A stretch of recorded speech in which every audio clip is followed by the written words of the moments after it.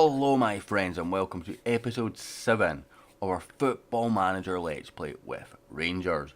Showing you the league table first, we remain top of the league, 2 points clear of Celtic. Second highest top goal scorers in the league with the best defensive record. That's a pretty solid foundation.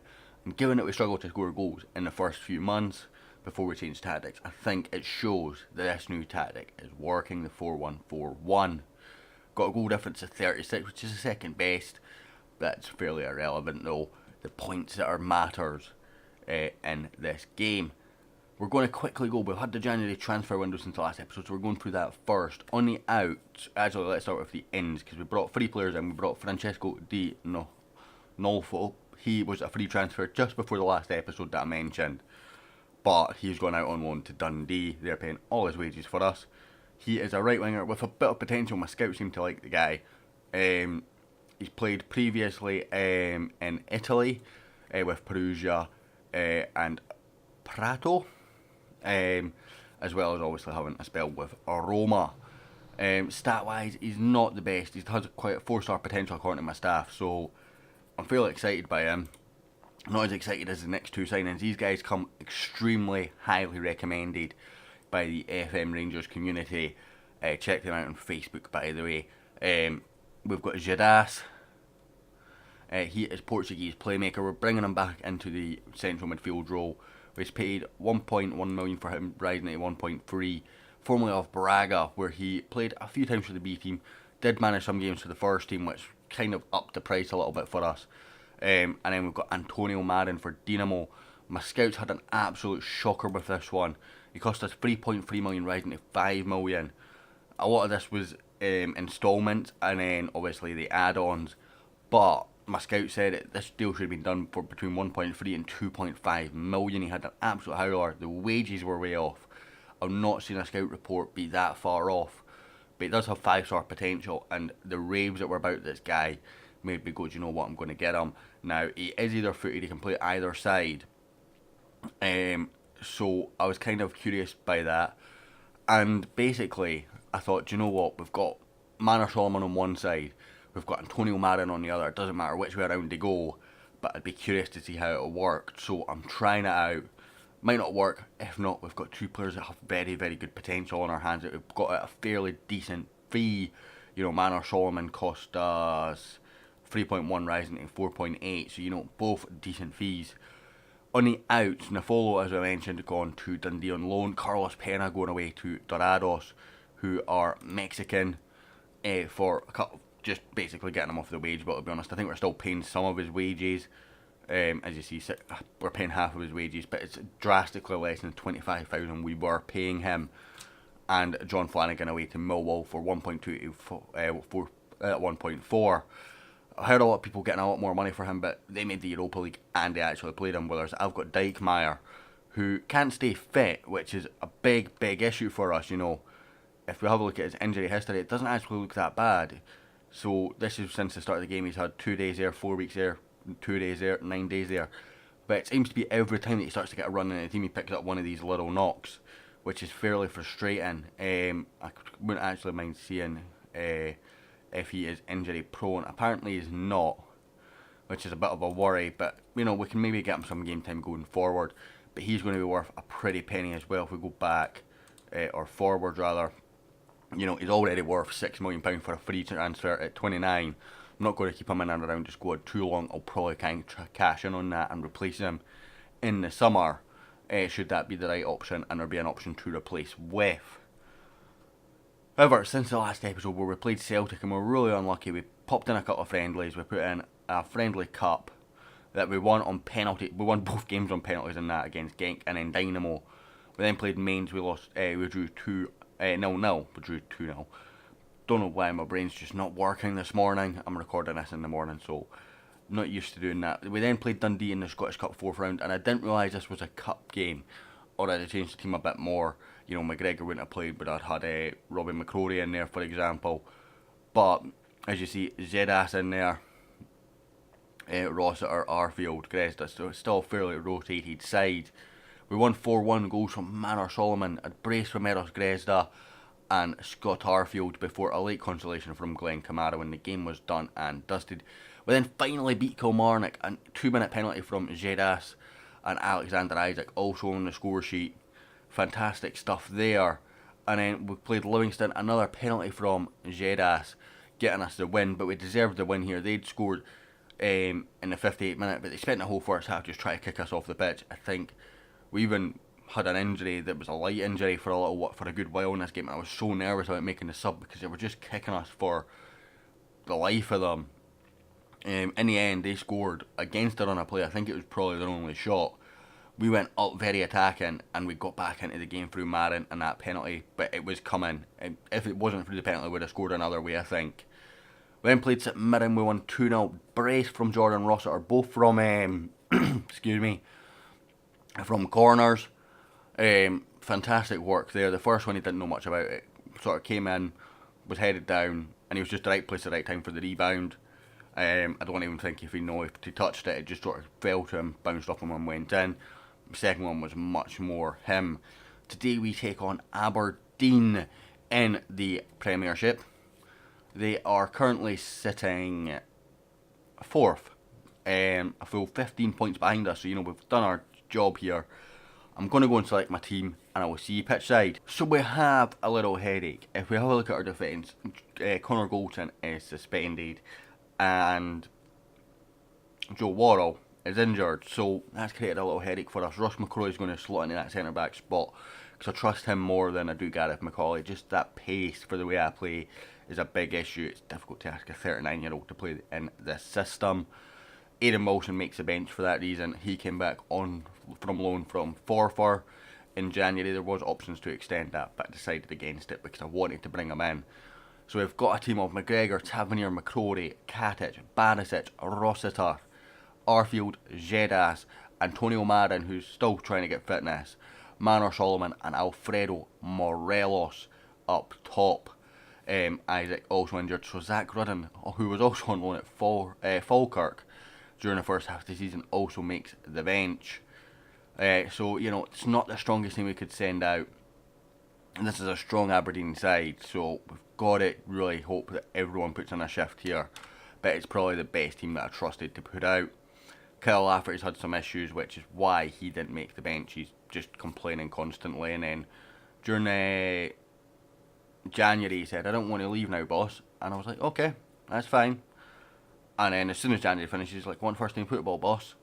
And I'm like, well, you've only missed 2 games from the last time that you said you were happy with the amount of football you got. So I was fairly annoyed. We'll look to sell him in the summer because I've had enough. Basically, I did have him transfer listed during January, and I did offer him out a few times, but no bids. Same with Ryan Jack and Lee Wallace. And Graham Dorrans was the other one that had transfer listed during that period of time. A couple of them are still listed by request. The ones that aren't transfer listed have taken off the transfer list now, just to hold their value a little bit. 2 guys chasing down Gary Mackay-Stevens, but the ball's poor. Barisic wins it. Solomon launches forward, and Antonio Marin, the touch of dreams from the young man, gets down to the byline, whips it in. Morelos, Solomon. Does he get a second bite of the cherry? He doesn't. Good save from Joe Lewis. I scouted him before, and Aberdeen wanting £10 million for Joe Lewis. So I find absolutely insane. Comes back to Barisic. Played across for Jordan Rossiter. Arfield whipped out to Barisic. Can't get past McGinn. Fairly innocuous start here then in this game. Aberdeen fairly penned in. We've created chances, but we've not done anything with them, which is not ideal. 8 shots just 3 on target is not good enough. 8 fouls from our side as well. Antonio Marin with one of them getting the booking for us. I'm trying to work out what would be the best options here, really. I'm going to go with an assertive. I'm far from pleased, see if we can rally them up. Morelos isn't the best at leading the line for us. For whatever reason, he just doesn't work out. He's only got 3 league goals all season. Really hoping he kicks on next season with that once he gets a proper run of games. We're going to go with a get creative early on, see if we can really push them on here. But it's a throw into Aberdeen deep in our half, but throws only as far as Rossiter. Jedas Launches up, Morelos does well to keep it in play. Forward again for Manor Solomon on the overlap. His cross is poor and blocked by Hoban. Cleared away only as far as Barisic. Rossiter, Jedas. In for Manor Solomon again on the wing. Again, Shea Logan equal to him this time. And cleared away. Can it find a blue shirt? It does. Katic collects and plays it back to Alan McGregor. Back to Nicolo Katic. Very slow play just now. Barisic. Forward again. Solomon.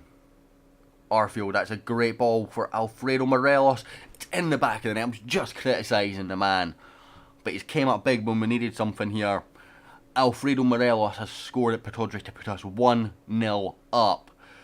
Great ball here from Scott Arfield. On his weaker left foot as well. What a play that is. And Morelos, outside of his right foot, gets it past Joe Lewis. Not convinced with the shot, but it's in the back of the net. That's all that matters. Clearly onside at the time of the pass there. His touch is good. The defender was maybe covering him, which is maybe why he's taking that option. Poor pass here from Katic. He's not booked. That's never a red, ref. He's gave a straight red. Wow, that was never a straight red. Okay. Move Marin across to the left. We'll bring Rossiter forward for Jedas. Play you as a ball winner. Jedas will go into the left wing, which you can actually just about manage. Actually, no, you're left footed, so that's not going to work. I think we bring on the Candyman, Daniel Candias. I'm really not happy with that referee. There's no way for me that was a straight red. Mackay Stevens into Graham Shinney. Back to Mackay Stevens. Good pressing here from Jordan Rossiter. Clears away to Morelos. This is what I should have done in that cup game, by the way. Is taken off the CDM and kept our width. I was so angry that I didn't even think of it. Oh, Morelos with a good terror. Joe Lewis spills it. Don't get a second bite of the cherry. We're in the back of the net if we do. Aberdeen defend well. I'm going to give just a little bit of encouragement here. And we're going to bring on Ryan Jack for Rossiter. Just to freshen up some legs in that midfield. Marin. Arfield. Barisic. Can he find a ball in? He's got 18 crossing if he can. He finds Rossiter. Antonio Marin, back to Barisic. Playing it quite cleverly here in terms of slow attack and build up. Tavernier, can he find the ball in? Cleverly gets it to Candias, back to Tavernier. Ball's in this time, Morelos is there again. Alfredo Morelos puts 10 men Rangers 2-0 up against Aberdeen at Pittodrie. But really patient build up this, you know. Tavernier clever here. He gets the space. Gary Mackay-Stevens is gone. Touch is brilliant. And Morelos just a yard behind his man. Gets that free header into the far corner. No chance for Joe Lewis. We will continue with that change. Ryan Jack coming on.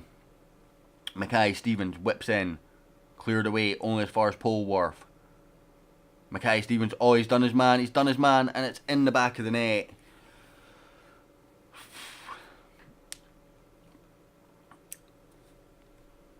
A recycled corner for Aberdeen going in there. That's frustrating for us. What can we do to change things?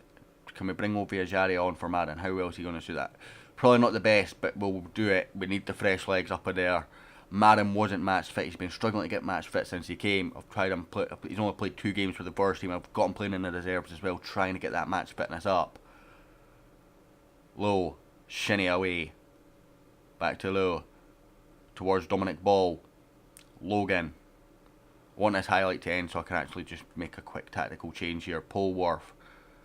Played out. Shea Logan again. Decent ball in. Cosgrove on. Right, we're not making that tactical sub then. Come on. I feel like if we haven't had this red card, we'd be really on top of them.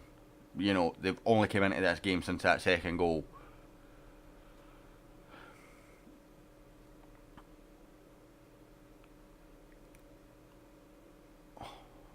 All over. 10 men not good enough to beat Aberdeen. I'm not convinced that that was a straight red offence. I'm really not happy with that. Do you know what I'm going to do before I even click on that? Is go to schedule. Bobby Madden. 8.8. It's his first red card of the season as well, actually. And he's got an 8.8, which means it probably was. Which I'm not convinced it, because felt that Solomon's tackle was bad. I should consider appealing against the ban. I've not seen that in a long time. I said in game, I really didn't think it was a red card. My assistant agrees and said I should consider appealing. Had a huge effect on the game. That red card, we scored after it, but when it piled on the pressure, I couldn't adjust the tactics. I said I needed to highlight 10 to do it. We're going to see if we get an appeal date quickly. We're down to second in the league now as well. If we don't get this, I'm going to skip forward to the appeal date, guys. The disciplinary committee have considered your appeal against Manor Solomon's one-match ban, have ruled that you did have valid grounds for the appeal. As a result, the committee have decided to rescind the ban for an 8.8 performance from Bobby Madden. It's his first red card of the season. Doesn't bode well. It's a rescinded red card for us. It's the first one I've seen in Football Manager in a number of years, but it's good to see that referees can make mistakes. I said at the time I felt it was really, really soft. There was no way I felt it was a red card offence. My assistant agreed with me, despite the 8.8 refereeing, and now the FA agree with me as well. That is great news.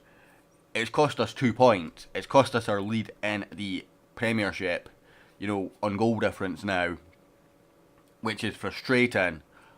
But we've got Manor Solomon back for the next game. Well, the next game's a cup game, but we've gone back for the game after that, which is good. And it means we actually have something to build upon as well. When was the last time we actually conceded 2 goals in a game? That's a friendly, so that doesn't count. The last time we conceded 2 goals in a game was all the way back at this game against Kilmarnock in October. The end of October was the last time we conceded more than 1 in a game. That's not a friendly. That's insane, and that shows you how big an effect that red card had. Not having that holding midfielder. But I felt we needed to keep the width. So we'll come back at the end of March for Celtic. I think that makes logical sense. Means that we should maybe get Celtic, and then we'll go straight into the split for episode 9. So then we can round off the season nicely in episode 10. Try and aim for 10 episodes a season, but that's obviously difficult sometimes when you've got European runs. You guys want to see European games as much as you want to see us beating Aberdeen and Celtic, so that might change going forward depending on our European form. But we'll come back next episode at the end of March for Celtic. That's in 1, 2, 3, 4, 5, 6, 7 games time before that Old Firm game at Parkhead. I'll hopefully catch you all then. If you've enjoyed this episode, hit like, hit subscribe, and I'll hopefully catch you all next time.